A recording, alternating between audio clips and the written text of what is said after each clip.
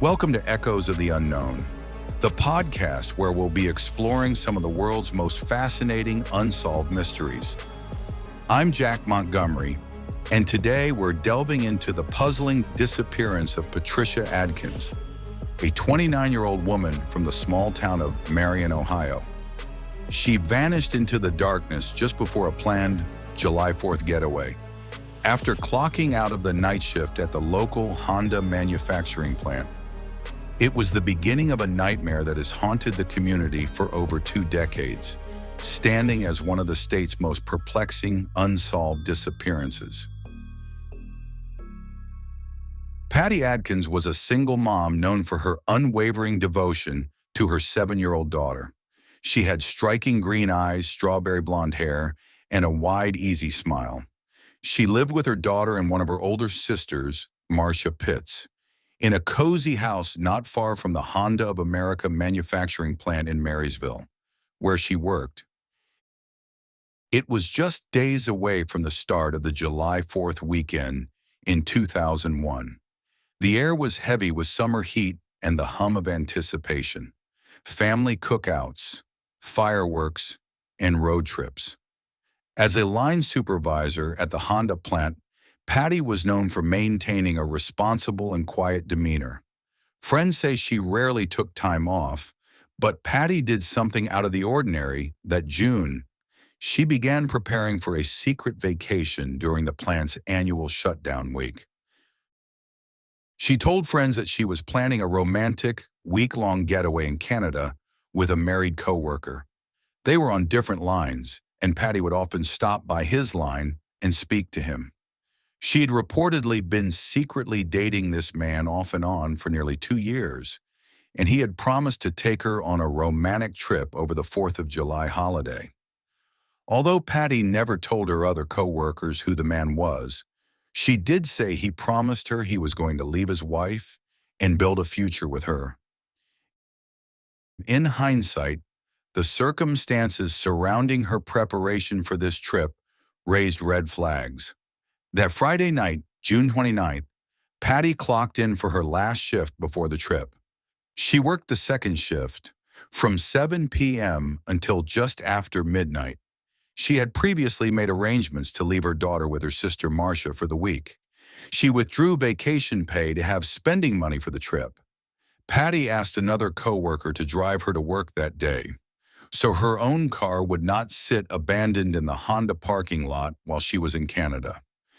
After leaving work later that night, her plan was to get into the bed of her boyfriend's pickup truck under a recently installed vinyl cover. That was reportedly because another coworker was going to be in the car, and her boyfriend didn't want other people to know he and Patti were seeing each other. After all, from the start of their relationship, he had insisted it had to be secret. No one could know they were together. That was the price of love, she believed. According to records, she clocked out shortly after 12:30 a.m. on Saturday, June the 30th. It was the last time anyone would ever see her. Patti had told Marcia that she would be back home on Sunday, July 8th. She didn't have a cell phone, so nobody expected to hear from her until then.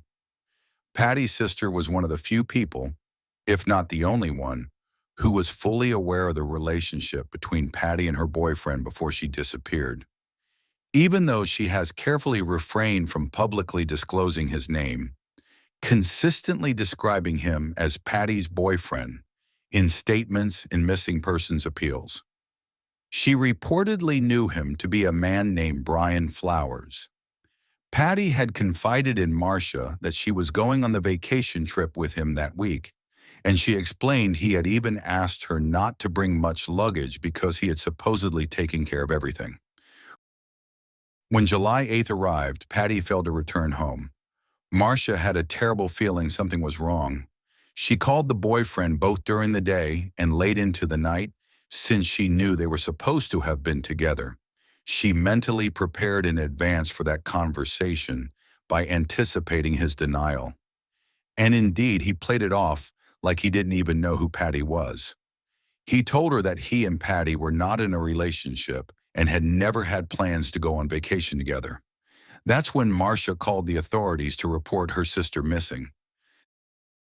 The Marysville Police Department officially launched their investigation that same day. It soon revealed troubling details about Patti's relationship with a married coworker. In the months leading up to her disappearance, she had reportedly loaned him a large sum of money, roughly $90,000. Supposedly, it was to help him buy out his portion of his side business, a small automotive repair shop he co-owned with his brother-in-law. That way, when he got divorced, his wife could not touch it or profit in any way. While he denied any romantic involvement, Patti had previously shared substantial evidence of their relationship through emails, messages, and stories with friends over the past 2 years. Patti's case was soon transferred from the police department to the Union County Sheriff's Office, since Patti lived in Union County. Lieutenant Jeff Stiers of the Sheriff's Office got the case on July 10, 2001, and has been on it ever since. Within a couple of days, authorities tracked down Patti's boyfriend, who they still have not named publicly, and approached him at his home. They interviewed him, and police say he denied having anything to do with Patti being missing. Lieutenant Stiers said, "There was not a search warrant. He gave us permission to search the property. There were a couple of items found there at the house that circumstantially validated the story we were getting from others about their relationship. These reportedly included a phone and a T-shirt, which Marcia later confirmed that her sister had gifted to the man." Critical evidence emerged during the investigation. Police found that after that weekend, the vinyl cover in the back of the boyfriend's truck had been removed, then reinstalled. Suspicious timing that caught investigators' attention. Forensic testing discovered a speck of blood on the inside of the cover, along with cat hairs matching Patti's pet. The boyfriend initially denied taking any trip, claiming he spent the entire weekend with his wife and family. After allegedly failing a first polygraph test, he refused a second one. He then obtained legal representation and ceased cooperating with law enforcement. He has never been charged. Without a body, bringing murder charges is far more challenging, especially in the absence of strong circumstantial evidence, such as blood evidence, digital trails, and witness statements. So what really happened to Patti Adkins? Most investigators circle back to the boyfriend, who had motive, opportunity, and what little evidence there is pointing directly to him. The theory investigators believe most likely is that he murdered her in a cold, calculated effort to keep their affair a secret. Some speculate she may have confronted him, perhaps about the money she loaned him, or about his lies. And he killed her either impulsively or in a premeditated act, hiding her body before returning to his family. His precise motive remains unclear. Even though the sheriff's office has never publicly released the name of Patti's boyfriend or formally charged him, due to insufficient evidence in the absence of a body, they have been very clear that he remains the prime suspect in her disappearance. Lieutenant Stiers said, "Evidence which proves this case beyond a reasonable doubt is required to make an arrest. We follow up on every lead and every person that's mentioned to us as much as we can," Stiers said.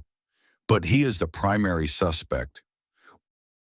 More than 2 decades have passed since Patti disappeared. The Union County Sheriff's Office still considers her case open and active. In 2024, they announced a renewed effort to examine forensic evidence with modern technology, and they have also brought additional investigators into the case. As of mid-2025, a prosecutor's office cold case investigator has been assigned full-time to the investigation, collaborating with the Sheriff's Department to re-examine evidence and pursue fresh leads. The original blood evidence, tiny as it is, may still provide crucial answers. The hope is that time and advanced testing methods might finally break the silence. In June 2016, Patty's sister told local NBC station WCMH, "I don't have hope that my sister is alive. I knew when she didn't return that she was not alive, but I have hope that justice will happen, that someone will be held accountable for her death." And her daughter, now a lovely young woman, once told ABC station WSYX that she hopes someone with information about her mom's disappearance will come forward, saying, "We want closure. I hope someone will let us know what happened." In recent years, true crime podcasts and unsolved mysteries forums have reignited interest in Patty's case, and her story continues to be featured on local Ohio news stations. Anyone with any information, no matter how seemingly insignificant, is urged to contact the Union County Sheriff's Office. Lieutenant Stiers is still the main point of contact for new tips, and his direct line is 937-645-4126. It's not too late to come forward. Patti Adkins was a mother, a sister, a daughter, and a friend.